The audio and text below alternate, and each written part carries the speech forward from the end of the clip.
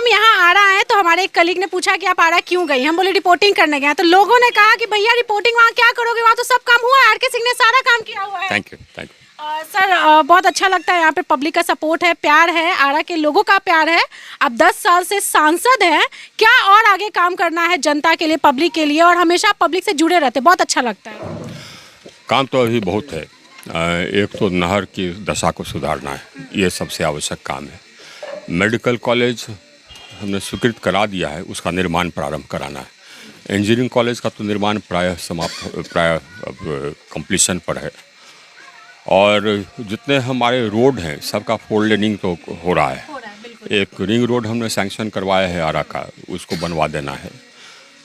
रमना मैदान का हम लोग जीर्णोद्धार कराएंगे, उसको करा देना है, उसको हम करा देंगे। तो इंफ्रास्ट्रक्चर बहुत बढ़िया है सर। नहीं सर, काम अच्छा है सर। हम थोड़ा सा आपका समय लेना चाहेंगे, माफ़ी चाहते हैं सर। हम बात करेंगे ये जो हमारे आरा के यूथ है, युवा है जो यहाँ पर इकट्ठे हैं, उनके बारे में बात करेंगे सर। इनके लिए क्या काम हो रहा है, क्योंकि हमारे यूथ जानते हैं बिहार में सबसे ज़्यादा संख्या में। जी हाँ। और ये देखिए, ये मतलब कि आपने ऐसा सब्जेक्ट छेड़ दिया जिससे कि हम लोग को बहुत दर्द होता है। ये हमारे यहाँ की जो युवा है ये बहुत ही होनहार हैं, बहुत इंटेलिजेंट हैं, हार्ड वर्किंग है। लेकिन दिक्कत यह है कि यहाँ पर इंडस्ट्री बिहार में एकदम बिल्कुल नगन है चौपट है। इंडस्ट्री कोई आ नहीं रही है, सरकार को इसमें इंटरेस्ट नहीं है कि इंडस्ट्री आवे। इंडस्ट्री नहीं आवेगा तो फिर यहाँ एम्प्लॉयमेंट कैसे होगा?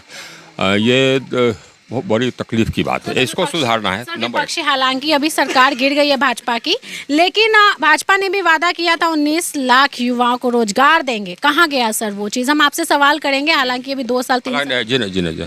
तो ये आपने सही सवाल पूछा है। तो पहला जो किस्त है इसका 75,000 नौकरियाँ, उसका तो हम लोगों ने अपॉइंटमेंट लेटर बांटा, पटना में हमने भी बांटा, और प्रधानमंत्री जी ने 75,000 नौकरियां रिलीज़ की पूरे देश भर में, सबको अपॉइंटमेंट लेटर मिला। अब अगले 1 महीने के बाद फिर होगा, अब उसमें फिर 1 लाख का होगा। तो जो भारत सरकार है, भारत सरकार तो अपना अपॉइंटमेंट लेटर्स दे रही है। ये यहाँ पर कहते हैं कि यहाँ की सरकार कहती है कि हम साहब को देंगे 10 लाख नौकरियाँ देंगे। नौकरियाँ कहाँ देंगे? क्योंकि सरकार में तो उतनी नौकरियाँ हैं नहीं, आपने इंडस्ट्रियलाइज किया नहीं, इंफ्रास्ट्रक्चर बढ़ाया नहीं, तब इंडस्ट्री कहाँ से आवेगा? यहाँ क्राइम का वैसे ही बढ़ना प्रारंभ हो गया जब से नई सरकार आई है। तो ये कहाँ से इंडस्ट्री आवेगी? ये बड़ी चिंता की बात है। तेजस्वी भैया तो कहते हैं कि पहले भी जंगल राज था, अभी हम आए तो लोग हमें बदनाम किया जा रहा है, और ज़्यादा बढ़ गया है। अभी तो बढ़ गया ना, ये जैसे ही आए वैसे ही बढ़ गया। एक और गंभीर चिंता की बात है, आप आई हैं, आप घूम करके देखेंगे, यहाँ पर शिक्षा भी एकदम करीब करीब बैठ गया है। अब ये चौपट है, जितने विद्यालय हैं उसमें 6 शिक्षक 7 शिक्षक होना चाहिए, है 2 शिक्षक। सर तो ये पहले भी थी, अभी सरकार बनी है। आई नो, हम तो रिपोर्टिंग से स्कूल में जाके करते हैं। यू आर राइट, पहले भी थी, लेकिन जो भी हमारे मुख्यमंत्री रहे कभी उनका ध्यान इस ओर गया नहीं। हम लोग इसके पहले उनके साथ थे, ये तब पर भी यही सही था, यू आर राइट।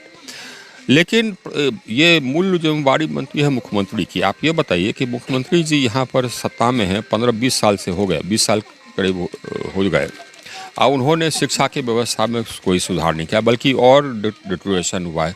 स्कूल का हमने बता दिया, कॉलेज में कहीं किसी कॉलेज में क्लास नहीं होता है। नहीं होता है। तो ये मानते हैं ना, पहले भी थी और अभी भी है। हाँ, मतलब पिछले 10 साल से ये हालत है।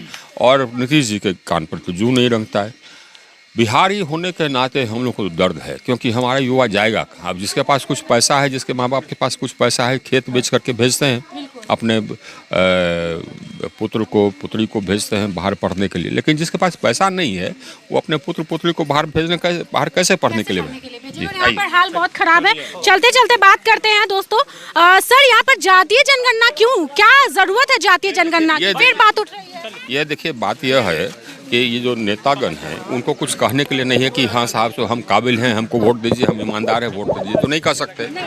तो बस जाति के नाम पर वोट मांगते हैं। जाति के नाम पर, मतलब पता है कि बिहार में राजनीति जाति के ही नाम पे होता है, काम के नाम पे नहीं होता है सर। हाँ, तो ये इनको तो जो भी कैंडिडेट हैं उनको ये नहीं ना कह सकते हैं कि हम बहुत पढ़े लिखे हैं, काबिल हैं, बहुत अच्छा काम करते हैं, इसीलिए हमको वोट दे दो। क्या कहेंगे? हम तुम्हारे जात के हैं, हमको वोट दे दो, यही तो कहते हैं। सर क्या अगली बार सरकार बनने का चांस है भाजपा का?